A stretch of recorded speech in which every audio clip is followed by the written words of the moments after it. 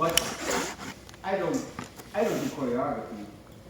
All of you make mistakes, and I like the mistakes. Keep your mistakes. It's part of your freestyle. I don't want choreography. I'm looking at just energy, popping, and fun, and everybody has fun. I did variation. Somebody make a mistake, but the mistake is still good. I like it. Good job. Yeah.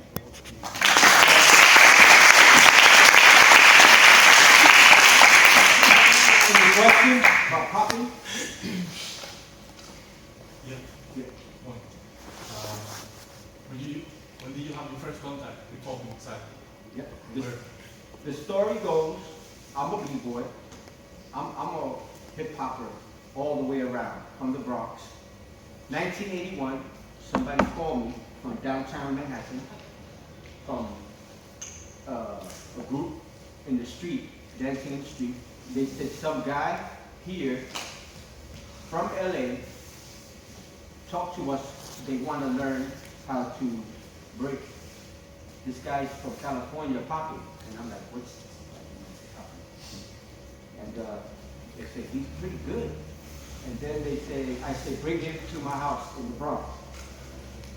So everybody understands it's okay? Yes. Sorry, my Spanish is no good. They bring him to the Bronx, and this guy, he looks, I don't know if he's Latino, I don't know what he is, white, I don't know. But he told me his name is Sugar Pop from Electric Boogaloo. So I teach him breaking in my building in the Bronx for 1 hour, 2 hours, I don't know. We're training, breaking. And then I asked him, what do you do? He said, I pop. And I'm like, pop, what's that? And he got up and went, boom, boom. And my mind was so blown. I said, yo, fuck breaking, teach me that. So right there, he teach me some popping, and I'm his student for popping. He's my student for breaking. He's the first b-boy in LA, not Air Force Crew and not Oz Rock. It was Sugar Pop. He's the first person to come to the Bronx and learn in the Bronx and bring it to LA. 6-step footwork, baby freeze, chair freeze, all of it. So that was in 81. 81, okay. Then Sugar Pop, the next week, he goes to LA. He's like, yo, thank you for teaching me. I have 3 friends come to New York. Can you teach them? I'm like, sure. Tell me when they're here. So some guy calls me. I know his name. It's Shabadoo. And he tells me the hotel. I go to the hotel, me and Fable. I see 2 more guys. And one is named Poppy Taco and Boogaloo Shrimp. So I teach them breaking. And then Shabadoo teach me some locking. Shrimp teach me some animation. And the chest pop I teach you today, Taco teach you. And then after that, more LA people come, Skeeter Rabbit, Hugo, we teach them. We go to LA, they take us all around, they come to New York, we were family. East Coast, West Coast is family, there's no beef. I don't know where the Tupac and Biggie shit comes from. We never have beef in hip hop. Ice-T comes to New York, he is family. We go to LA, he's family. Ice Cube comes to New York, family. Tupac comes to New York, Tupac is from the East Coast. Family, everybody was family. The East Coast, West Coast beef is from the record industry. Yeah. We don't have this. We were always family. And that's where I learned from. Question?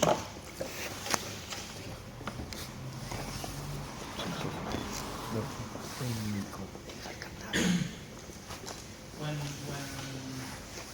Sugar Pop and the members of the Electric Wiggles were already formed in these days, right? Yeah.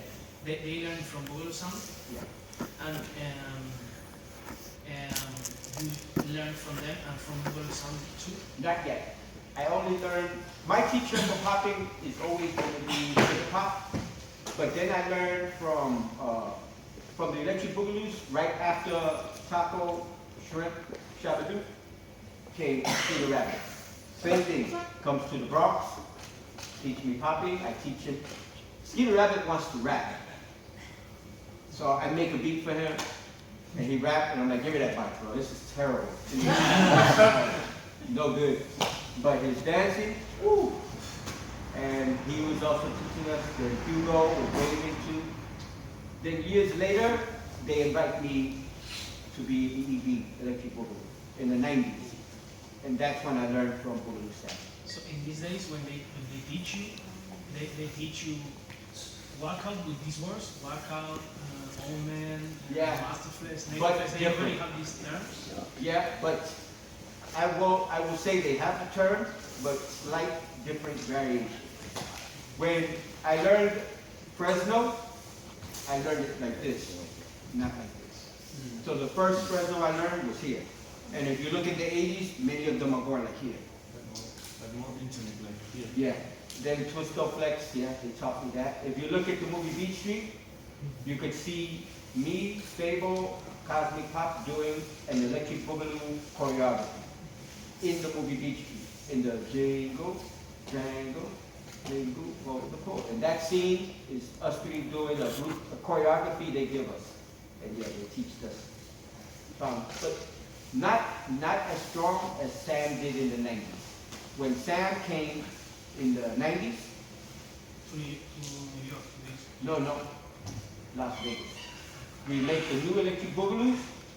Then Sam is angry. He says, you all been doing it wrong. And then he teaches us the original way. on the 90s. 97. Now he showed us the real walkout, the real Fresno, the real Twisto Flex, the real. In the 80s, everybody was lost because of the money. What does it mean? It means that maybe the variation was not exactly like Sam in the 70s. But it was still there. And what was so special about the Sam variation? Sam's variations are simple. They're simple. They're easy that a baby can learn. He said it should be easy, not hard. We make it look too hard.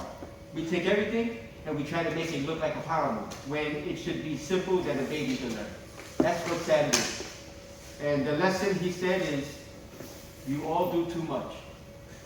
You're doing too much. Everybody's popping is doing too much. I don't need to do this. Keep it simple. But that's like a different sound because the young Sam, he's crazy. No, Sam, when he's young, he was simple. He just goes. Like we try to do everything in one solo, maybe too much fast tempo, and too many moves in one shot, maybe. But I think that Sam have to also remember the original ways they learned it, and when he reteach it, he says from now on simple. But maybe when the young dancers in the 80s were doing it, he let them do anything. And I think he regretted it. Yeah. But here's another secret.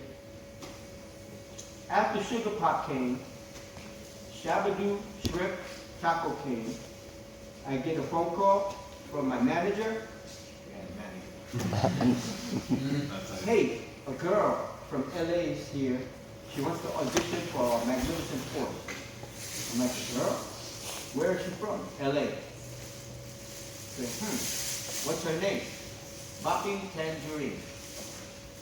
Bopping Andre Prince's partner. There's one more Bopping. If you know about Bopping history, you know Bopping Prince, you know Scorpio, you know Dre. There's a girl. So, I called Sugar Pop. Hey, you ever heard of Bopping Tangerine? She said, yeah. She's the greatest female. I'm like, really? Popping and bopping. I'm like, she's here. Why is she there? Because she leave LA because she has a problem. I said, she wants to be in Magnificent Force. She wants to audition. He said, don't audition. Put her in the group. So, I go to the meeting.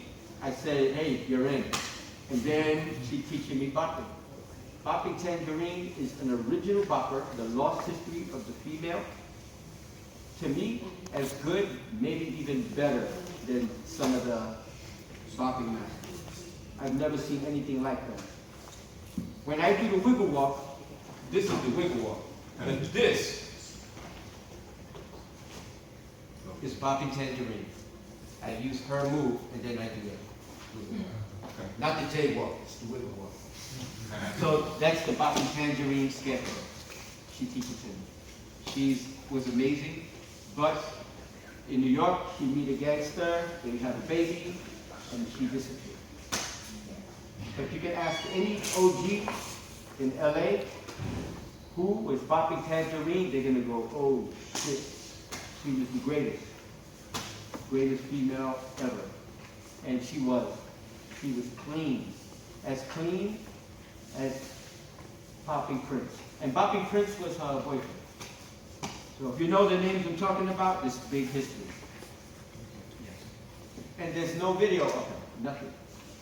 No. But you can ask any OG, they're gonna tell you about Bopping Tangerine. There's one for the females that was great. Question?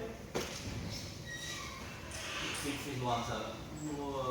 What happened between Maurizio and Oxel? Because I'm from Italy. Yeah, Maurizio was amazing. We thought, when we saw Storm, Emilio, Swift, Brock, and Mucella was the big girl for me that changed the game in the 90s. But Maurizio, when he did air moves, power moves, we call him air original, name is air moves. Maurizio had style. He did everything with style. So immediately Rocksteady was more into him.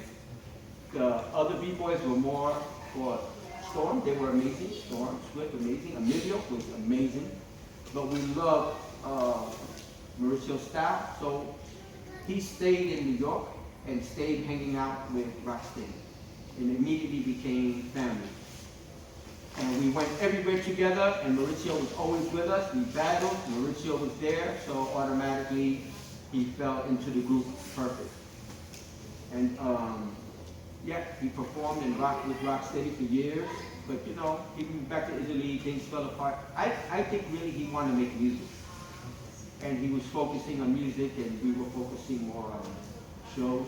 He did shows with us, went all over the world with us. Yeah. It was a good relationship, it just didn't last, you know.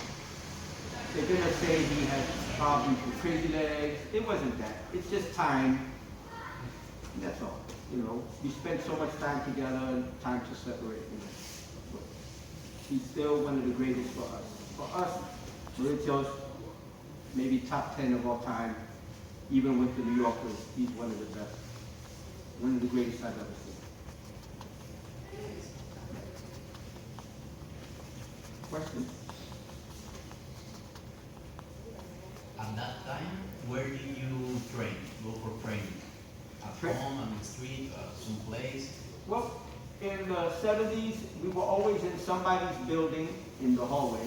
That was one training. And then in the park, hanging out in the park, training in the park on the street. That was in the 70s. And then in the 80s, same thing, but with the back spins, now we have to only find the smooth floor. So now we go anywhere where there's a good floor, and then that was the beginning of the cardboard. We never did breaking in cardboard in the 70s. The only reason why we use cardboard is because most of the time we're hanging out in the street. We go to Rocksteady Park. There's a big electronics store with a big box for a refrigerator. We rip this up and right.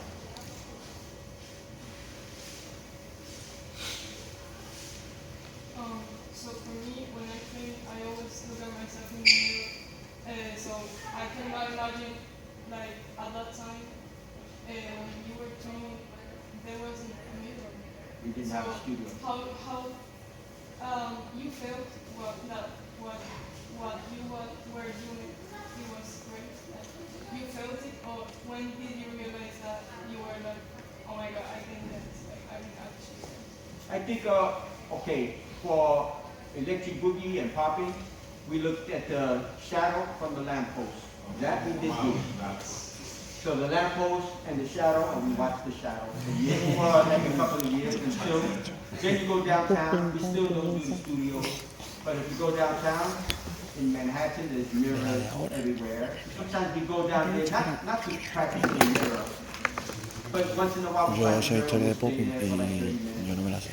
But no, Soy we were historia de Poppy y yo no battling. me la sé. Our focus was on the battles, cipher battles, and that was it. And the immediate knowledge that we were good or bad was the response of the crowd and the battle.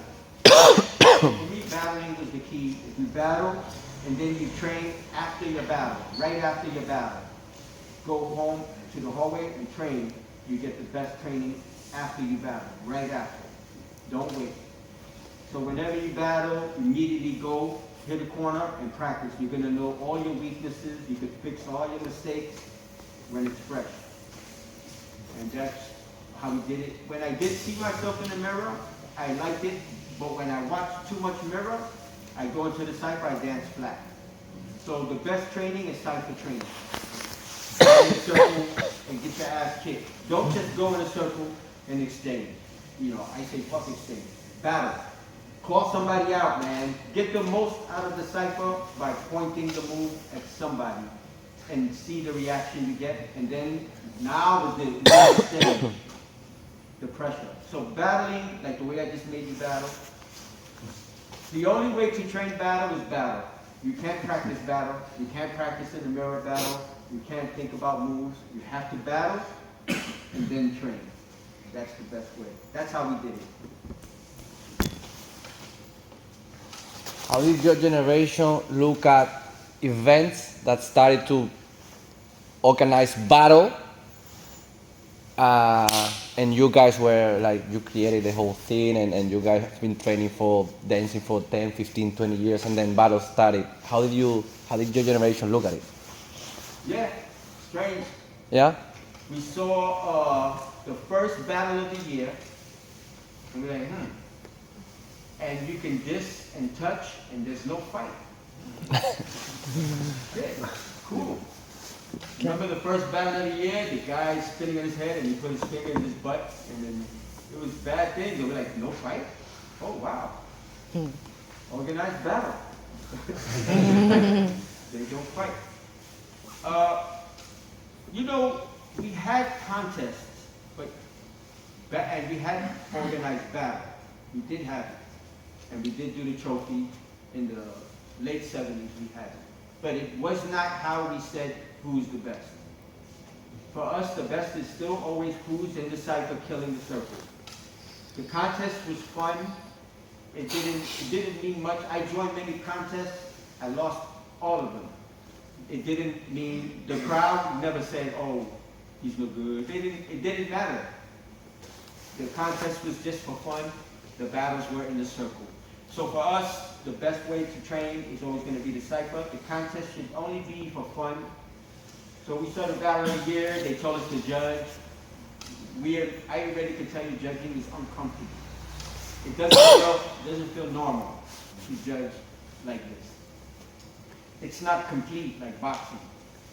You can't count the punches. You can't, like, how do you judge a round, man? The only way to judge a battle is let them go 5 to 10 rounds. Someone will quit, and you don't need a judge.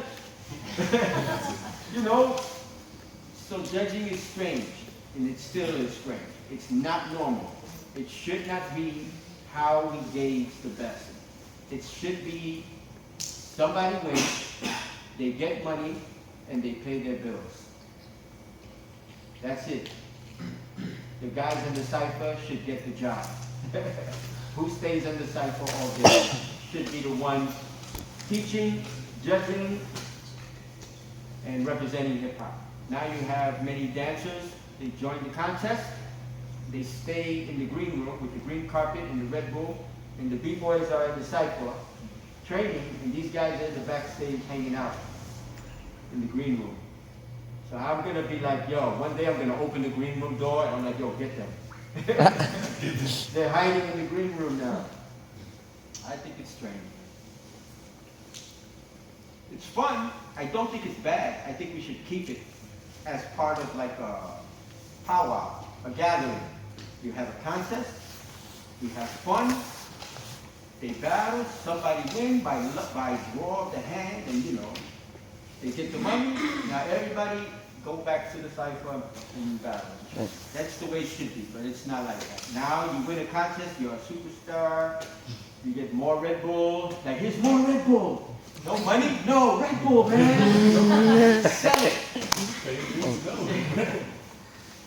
What would you recommend to young b-boys, the kids, for example, kids right now, young b-boys, young poppers, young hip-hop dancers who are right now only focusing on the event?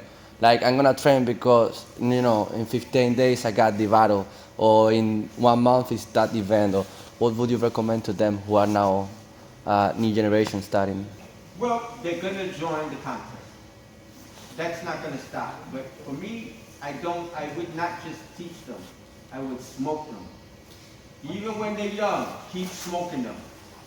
In Japan, they take the kids, the teachers have battles, big ones, like an event, teacher versus student, and they kill. They don't play with them. They kill the students.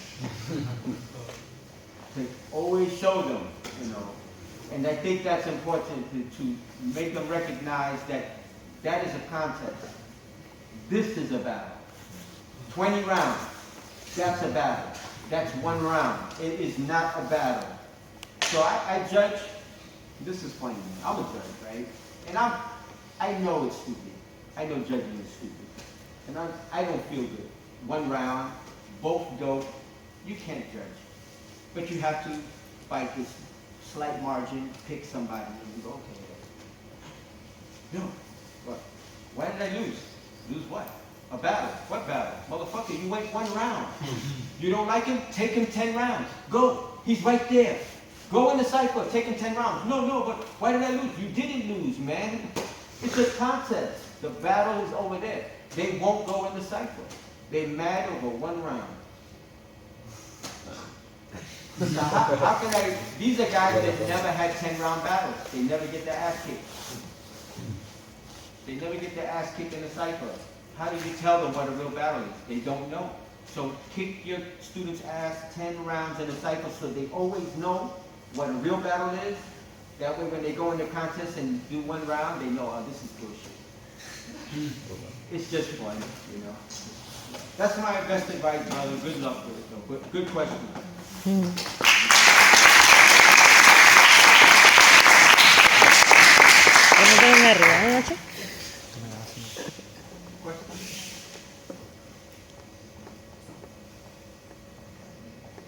Okay, look. Okay. What motivates you at that time to dance? Girls and battle. and the worst is I go to a jam and you're with your girl holding her hand. And I'm like, bro, you're gonna get it. You know, that's real though. Like I say, dancing to battle for your spirit and dancing for a girl is real, man. Dancing for money is fake. Dancing for a trophy is fake. But dancing for love is real, man. That's the real shit. Love is music. There's nothing more real than dancing because you want to impress a girl. And the girls say, that's God telling you social dance and fight for love. You know, that's real. But for money, battling is a little weird, you know. Yeah. But that motivated me. Yeah, you know, yeah, creativity, yeah. And what else? The art, yeah. But back in those days, we didn't know the word creativity, and we didn't know we were doing art. All we knew is that guy was talking shit, and he has a pretty girl. I'm gonna find him. That was it, and we look for him, and we find him. We go to his school, catch him in the schoolyard. There he goes. Corner him, and they battle.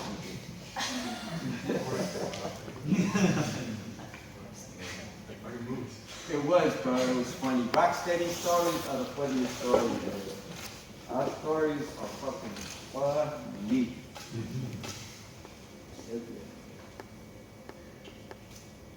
Now it's different. So now teaching and sharing the culture, telling my story as I lived it, not somebody else's story, and then sharing knowledge and watching the other kids grow and hope push it to a comfortable place where everybody can enjoy it. That's motivating. And watching the young kids do something crazy I never seen. One more? What keep you motivated all the time to continue follow up here? Well, I was lucky because many people from where I live were great dancers, better than me, but they didn't get this opportunity. So I'm lucky. I got the opportunity. I got plane ticket. They take me all over the world. And when I get my first plane ticket, I said, I want more plane tickets. Because now I'm out of the most dangerous ghetto in America, the Bronx. And every time I got a plane ticket, I got out of the Bronx and I'm going to Paris, I'm going to London, came to Spain, I went to Italy, and Asia, and I go back to the Bronx, I go, oh shit, I need another ticket, man. That was big for me to get out. So I never knew that this was going to happen. None of us knew this little culture in the Bronx was going to be this big. So now my motivation is to keep that going. That was a gift from God. Took me out of the ghetto, got my family out of the worst ghetto in America, and now I'm going to continue to do that. That's what I'm going to do. I'm working on a show. I've done 3 Broadway shows. I'm doing more. I'm working on theater. I'm working on projects. I got the business online. I do a lot of other things. But the passion is still the same. Get them plane tickets, bounce, and teach. What do you think about the actual music? So which one? Actual music, just, we usually use the old school music to dance popping. What do you think? We will have new music or just we will keep the old school? Well, the good thing is we do have new beat makers. You talking about the popping beats? Popping music? Yeah, popping music. The good thing is we do have a lot of people making music. The problem is they're doing it with one fucking finger. They're going beat, boom, boom, cat, cat, boom, cat, bass. Same fucking finger, boom, boom, dun, dun, dun, dun, dun, dun. Guitar, maybe 2 fingers. You know, they're one finger bands, bro. They're not going to the club and jamming with other funksters. Yeah. They're not learning the craft of funk by jamming to learn syncopation. They're one finger machine band making today's popping beat. That's the problem. We have tons of new beats, but they are not real musicians. Yeah, they make a video, they'll play the bass, then they play the guitar, then they'll play the drum by themselves. I want to see a video with them and a real band in a club jamming. Then they're going to learn syncopation. And syncopation is one thing is off, 3 things are on. The difference is this is a beat, syncopation.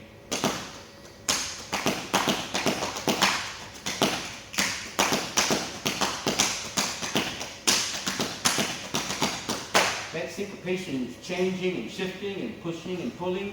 You don't have this in the new popping beats. You just have one finger guy on the drum machine. So I would like to see a band making popping beats. 5 poppers that learn how to play and then play the music in the studio live like the OGs. Now we'll have real good new popping beats. That's my opinion. Okay, thank you.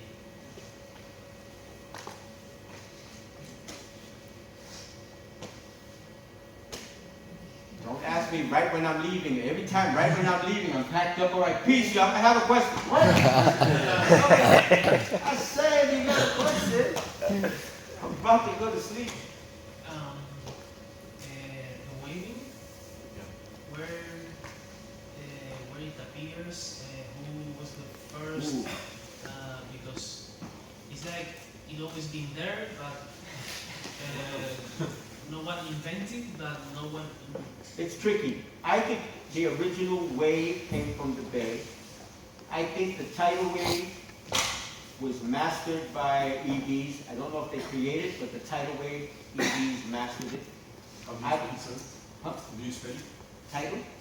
No, the name of the graph. Which one? The one. Oh, the EVs.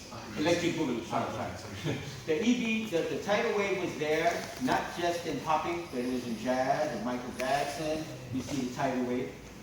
But then the arm waves, I believe LA mastered it. Pomona City, like No Bones, Tyrone, those guys mastered arm waves and looking electric with the wave.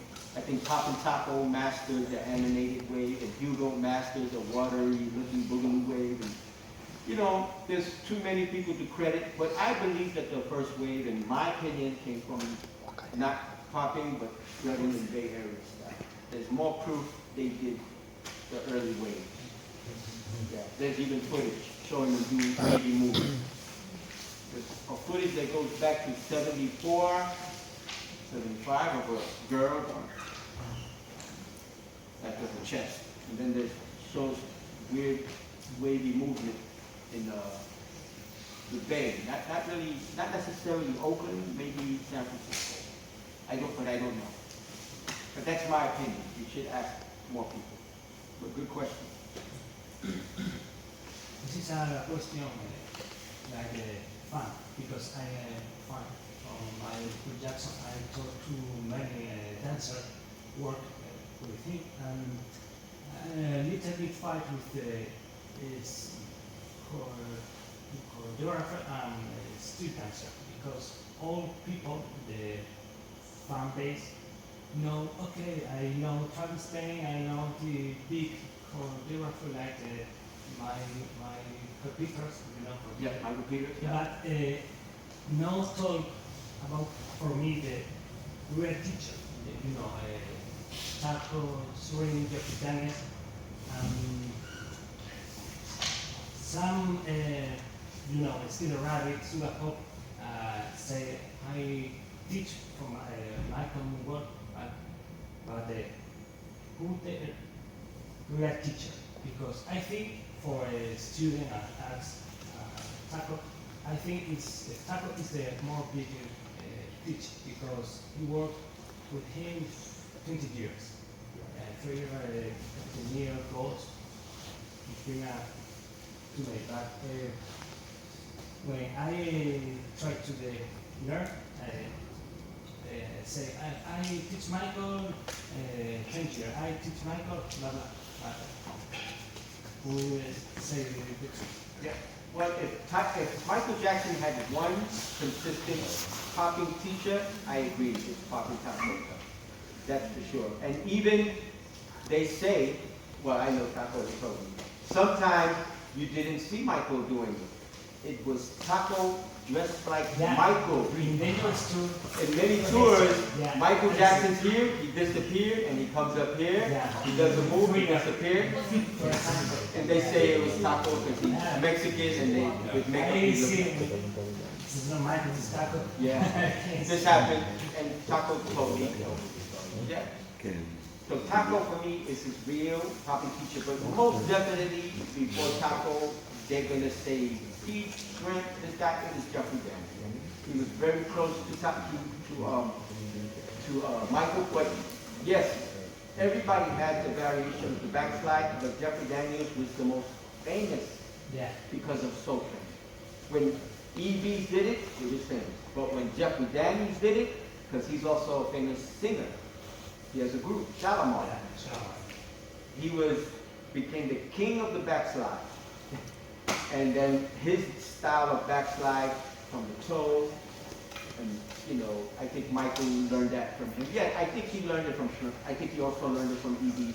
But the variation that he got, I think, is more Jeffrey Daniels backslide. That's my opinion. And then you also had chain reactions. Now people don't know this. The first music video with popping was not Electric Boogaloo. It was Cool Pockets from Chain Reaction. You never see the Rod Stewart video? You know it? There's a video with Rod Stewart called Young Turk, and Cool Pocket from Chain Reaction was in this video properly. It's the first music video I ever seen with a popper. It's Cool Pocket from Chain Reaction. Then, before Breaking Electric Boogaloo, there was another movie called Xanadu. Xanadu with an X. And it's the Chain Reaction, popping and locking. And this was famous, but nobody knows this. And they said that Michael saw Cool Pocket and brought him for Thriller. So Thriller video was really not Sugar Pop, it was Cool Pocket, and Cool Pocket bring in Sugar Pop and some other guys. So it's a lot of mixture of different poppers that Michael worked with. Yeah. Too many. Yeah. But the one that stands out to me, the two, is Jeffrey Daniels. And there's one more guy. His name? Huh? Maybe? Google Shrink? No, That's one. no. Even though Shrimp did teach him some things. No, there's another guy with Jeffrey Daniels. I always forget his name. He's famous. Sharma? No, but he was close to Yeah, Jeffrey. I don't remember the name. But this summer, for me, it's very sad because, okay, all people say about the, the Saturday, all they say, oh, Miss Taco, this is a real teacher. Need more talk about Taco, Yeah. the legacy, and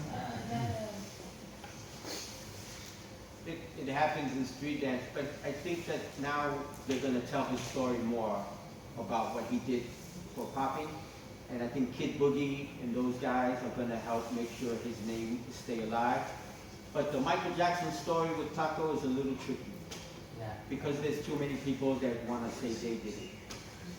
But in the popping community, we know it was Taco. But I think when Don Campbell died in 2020, the song say in Ghost, you know the Ghost in 97, say Don Campbell go with two local mods, I don't know if somebody will, don't know, and say, ¿cómo se dice tú y yo? Porque sabes en inglés, que iba, que forma parte, una parte del vídeo, una sección de Loki con Don Campbell y dos locos más. En Ghost. Que en Ghost había una parte con Don Campbell. de I don't know about this, but I don't know. ¿No? I have no idea. Okay. ¿Cómo se dice? Él enseñó una foto de Don Campbell disfrazado de hechos de fantasma. Y él dijo que Travis Stein los estuvo pudiendo esperando durante 5 días y al final lo desecharon. Quitaron esa parte. Ok. Lo intenté. The song say he stayed in the studio 5 days. And the last day, Travis Stein say, oh, okay, it's finished and go home. I don't know about this one. Yeah, that you have to talk to maybe OG Speeder Rabbit. I never heard this story. So you know something I don't know. But that's interesting.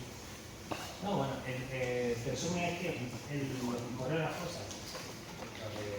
altos que están, siempre intentaban que mantener un poquito alejados, pero no cambios para nada. Y lo trajeron porque me hicieron todo de Michael y Michael no se enteró de nada de eso.